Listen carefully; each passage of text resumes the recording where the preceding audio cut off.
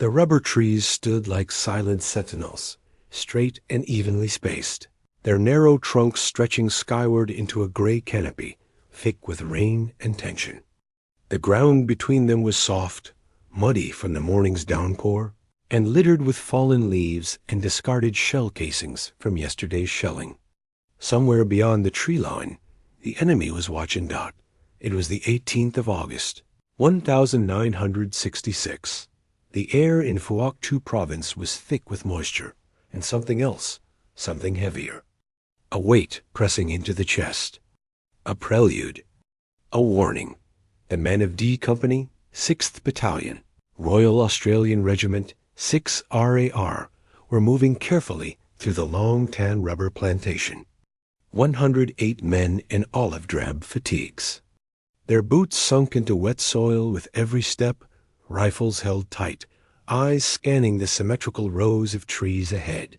The sounds of the jungle had dulled. The usual chorus of birds and insects had been replaced by an eerie, unnatural hush. They weren't here by accident. The night before, Nui Dat Base, the Australian stronghold in the region, had come under heavy mortar and recoilless rifle fire. Dozens of shells slammed into the base perimeter, wounding several and sending alarm bells ringing. Someone out there, likely in large numbers, was probing the defenses.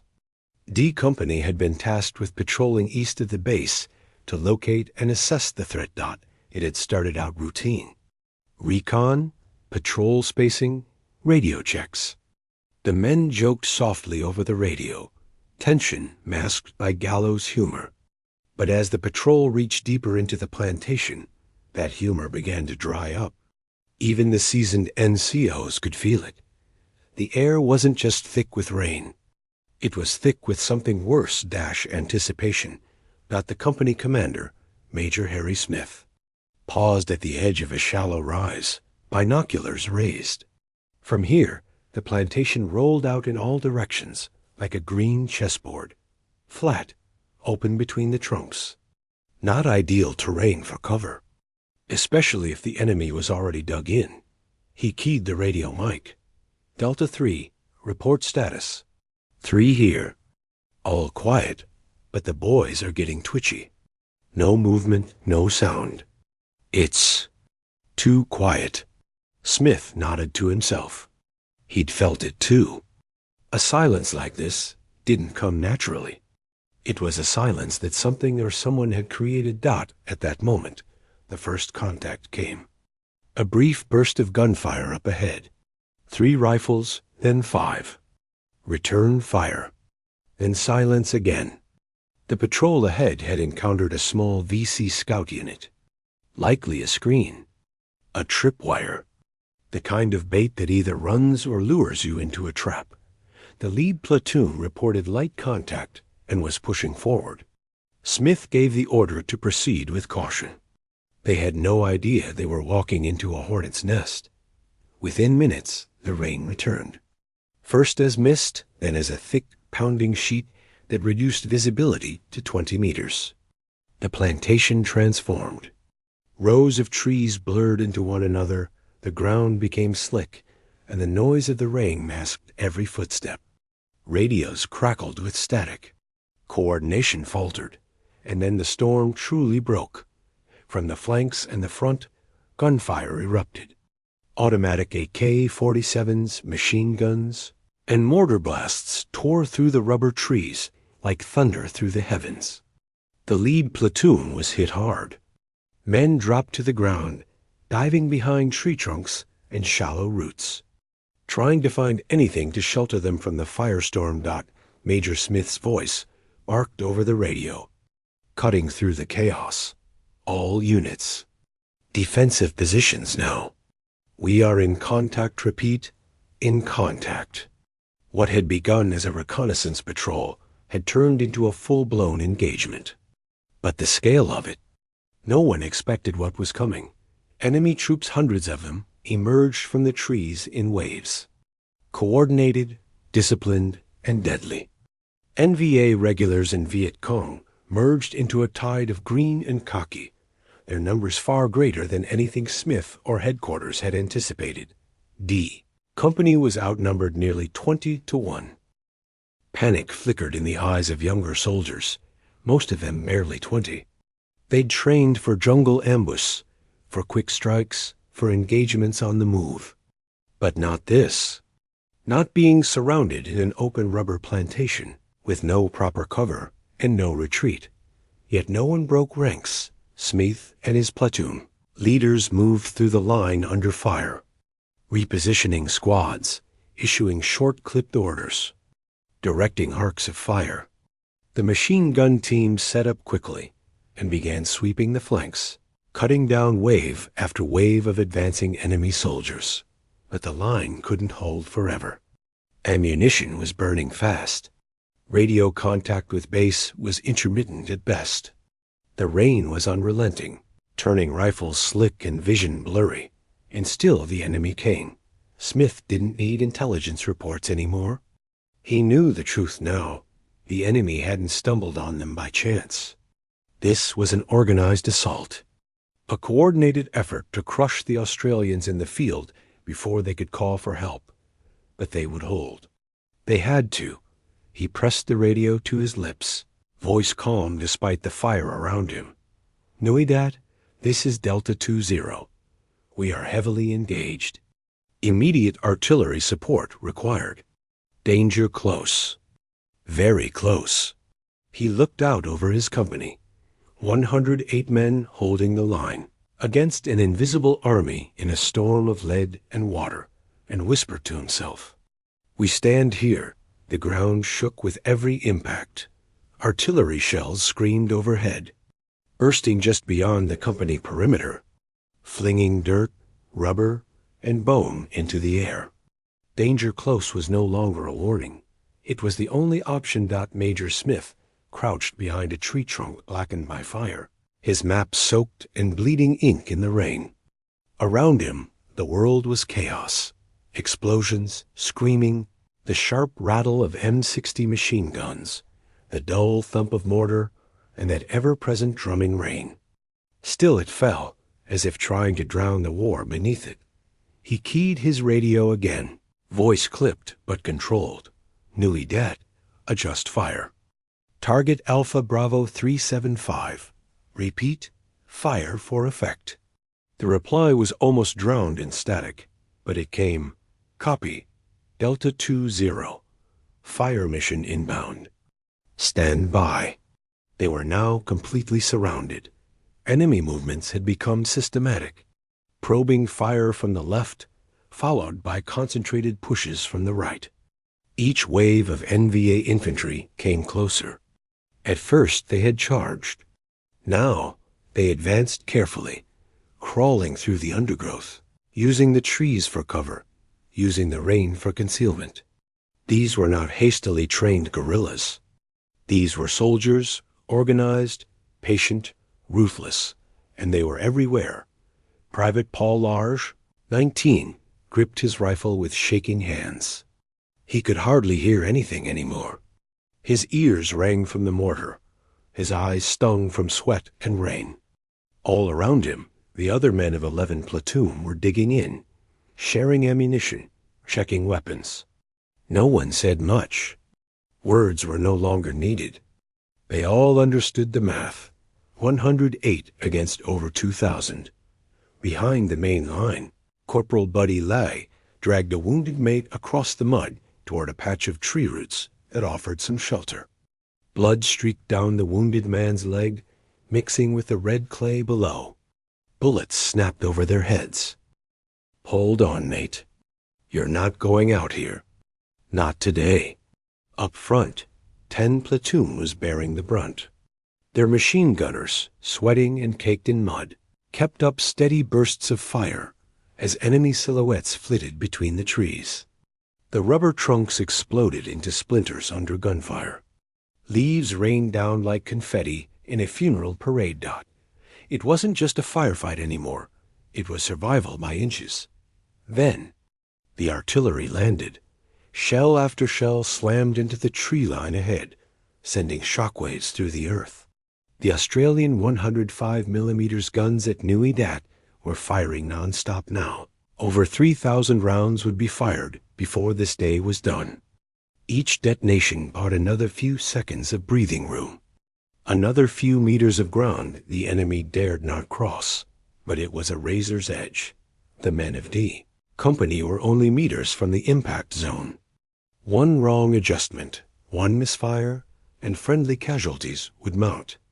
And yet they didn't flinch. They held their lines as trees fell around them.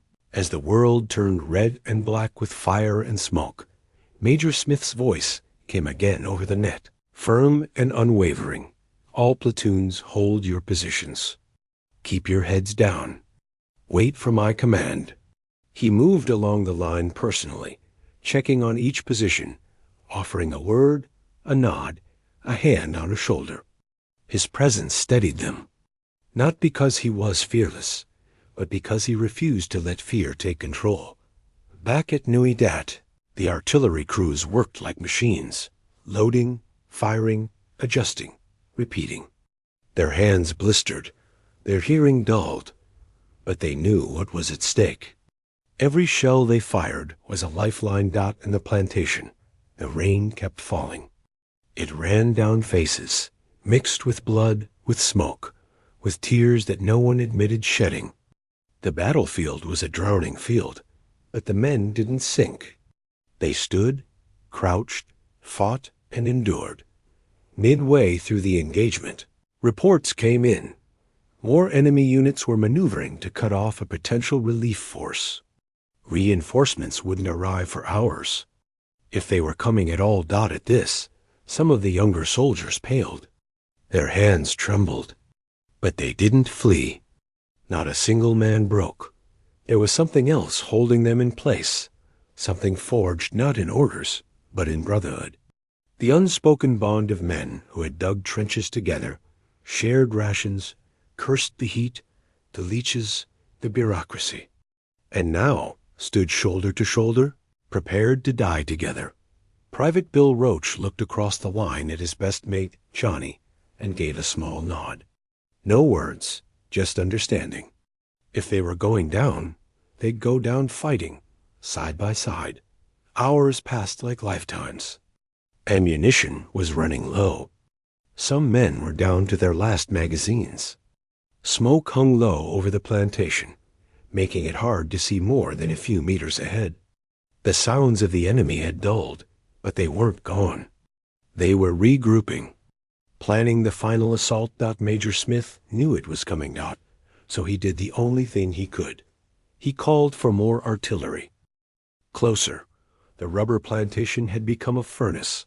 Each passing minute dragged like a chain around the neck. The rain had not let up, but neither had the gunfire. Trees snapped like matchsticks. Mud splashed in all directions. And still, D Company stood its ground. Ammunition was running low. Grenades were gone. Men were scavenging magazines from the fallen, redistributing bullets like lifeblood. The enemy wasn't gone, only delayed. They'd pulled back for now, reorganizing beyond the curtain of smoke. But everyone knew the next wave would be the last, and it would break them. Private Johnny Rowe lay behind a shredded log, hands trembling as he reloaded his rifle. He had one mag left. His friend Roach handed him 2 loose rounds. Here, it's all I got. Rowe took them wordlessly. The gesture mattered more than the bullets. At Company HQ, Major Harry Smith adjusted his radio antenna, shielding it from the rain with his hand. Static danced in his ears. Then a voice. Delta 20, this is Viper 1. We are en route to your position. Hold your smoke. Smith stood upright, eyes narrowing. The cavalry was coming. Back at Nui Dat. Once it became clear that D Company was in a full-scale battle against overwhelming odds, the 1st APC troop had been mobilized, armored personnel carriers. The M113s, clad in steel, rumbling like gods of war. Now they were coming, cutting across open fields, chewing through jungle mud, pushing through enemy harassment fire, but they would arrive into hell. Viper 1, This is Delta. You'll come under fire before you see us. Approach fast. We're holding, but just barely. Smith turned to his men, shouting above the rain and artillery. Hold your fire. Armor's coming through the trees. Then the trees split. The ground began to tremble, not from shell impacts, but something else. Steel, tracks, engines.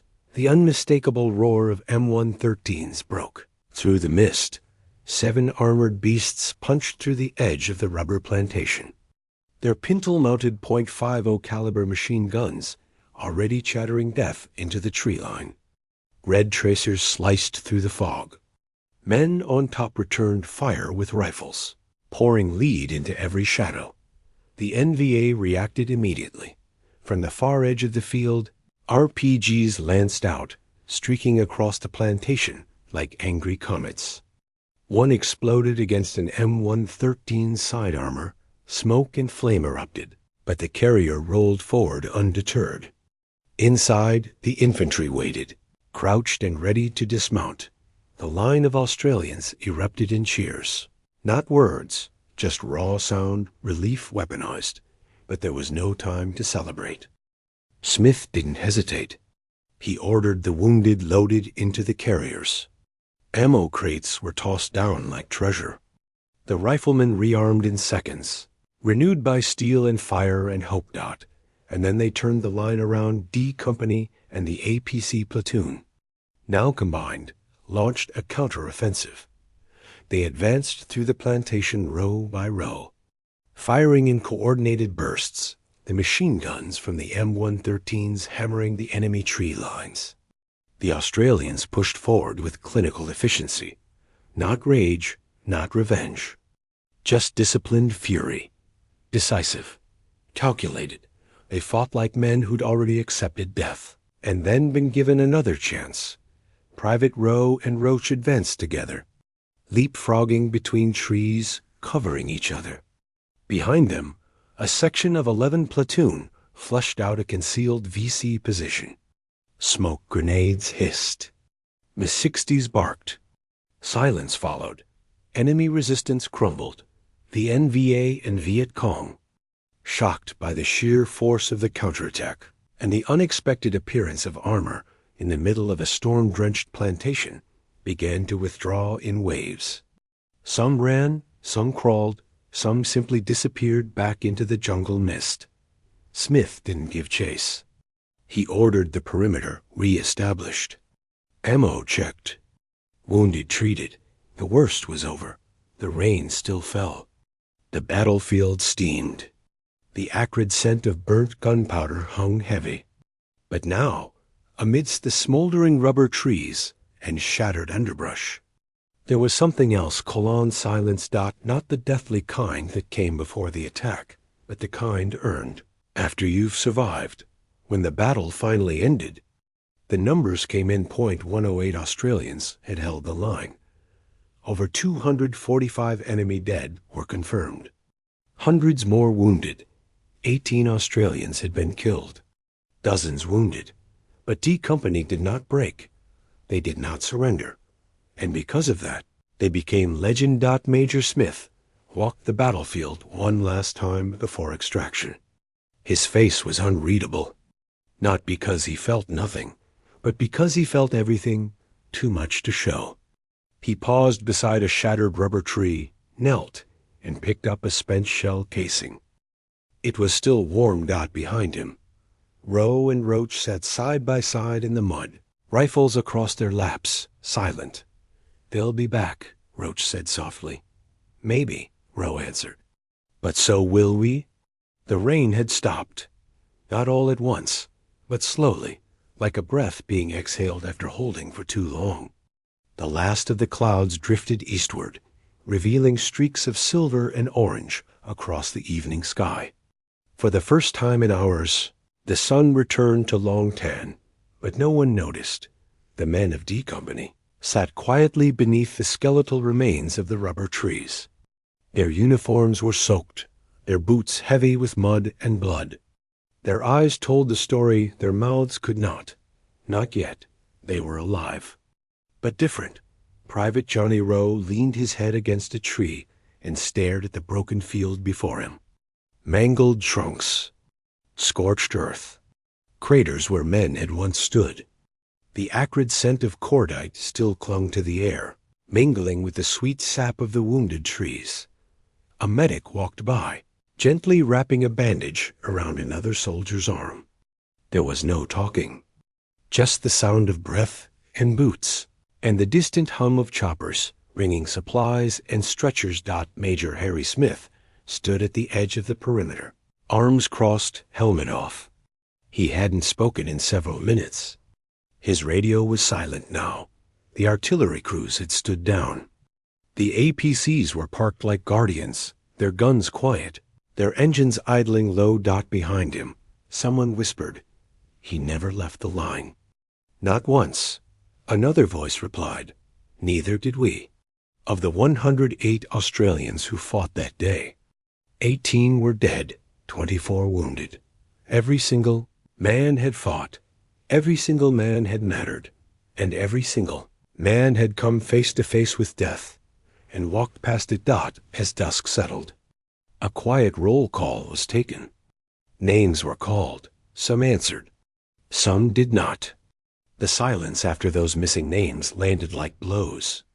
Not shouted, not screamed, just ... Respected. Private Roach sat beside Rowe, arms resting on his knees.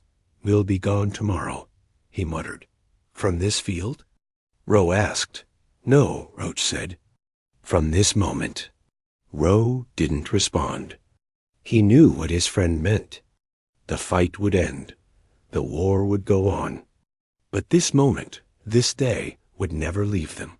Back at Nui Dat, the returning soldiers were met with a strange mix of relief, shock, and unspoken awe. They didn't walk back in formation. They limped, carried one another. Some stared at nothing. Others blinked too much. The younger soldiers avoided eye contact with those who had been at Long Tan, not out of shame, but reverence. There was something behind their eyes now. A weight. The kind you only earn by surviving what should have killed you. In the mess hall, hot food was served. Few ate. In the tents, dry socks were handed out. Few noticed. In the dark, letters were written. Most were never finished. Major Smith gave his report with precision and brevity. No embellishment. No drama, just facts. 108 men, surrounded, withstood over 2,000 enemy soldiers. Held the line, survived. When asked how, he replied simply, discipline, training, and artillery that never missed. But the legacy of Long Tan didn't end there. In the years that followed, the battle would become legend, studied in military academies, written in textbooks, honored in ceremonies.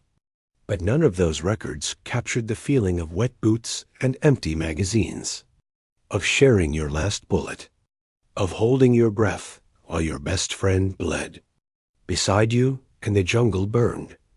What mattered most to the men was not the numbers. Not the statistics. But each other. The bond forged in that muddy field was eternal. It lived in glances, in inside jokes only survivors understood, in the silence between conversations, a silence that said, "I remember too." Some never spoke of Long Tan again. Others told it often, but never the same way twice. Some drank too much to forget. Others drank only on August 18th to remember. And every year, when the rain came heavy, someone would whisper, "They're back, just checking on us." 1 year later, at the memorial site, Private Johnny Rowe returned. Older, quieter. The field was calmer now. A few new trees had been planted. A plaque stood on a stone slab, names carved into it. He ran his hand across the name of a mate. "You held the line," he said softly. Then he placed a rubber tree seed beside the stone. A tradition now. Life planted where death once stood. As he turned to leave, he looked over his shoulder once more. It wasn't a battlefield anymore, not just a field. But in the wind, carried faintly across the plantation, he could still hear the echo of .50 cals, the crash of thunder, and a voice over radio saying, "We stand here." Battle of Long Tan wasn't just a military victory. It was a story of resilience, unity, and brotherhood. The 18 fallen soldiers are remembered each year on Long Tan Day, or Vietnam Veterans Day in Australia. The battle proved that even when outnumbered, outgunned, and outflanked, courage, coordination, and camaraderie can defy the odds.